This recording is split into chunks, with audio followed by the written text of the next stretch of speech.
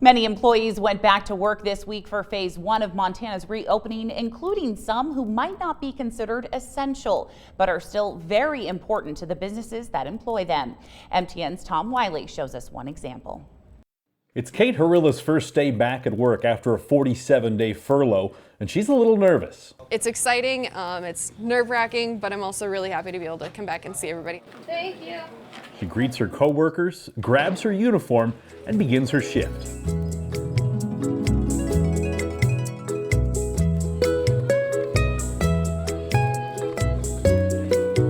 All of the mermaids are really happy to just be able to get back into the water, and being the first one here to greet all the patrons, I'm super proud, and I'm glad that Sandy picked me for it. Mermaids are back in the pool at the legendary O'Hare Motor Inn Sip and Dip Lounge, but that wasn't a sure thing earlier this week after some mixed messages from the Cascade County Health Department and the governor's office on what constitutes a public pool. One wanted us to be allowed to get back in the water, and then another one was just like, maybe not yet, and our boss kind of petitioned it.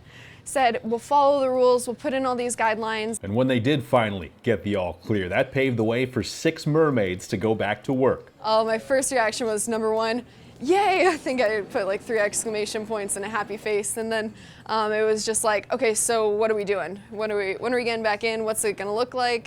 But it's not business as usual quite yet. Capacity in the lounge is limited and bar seating is prohibited during the first phase of reopening. There's no complaints from Harilla and the rest of the Sip and Dip staff as they dive in to the new normal. So it'll be great to have full staff back, everybody just kind of back to normal. I know we gotta get there the right way, but I think when everybody's back and we're having a good time, it'll be worth it. Tom Wiley, MTN News.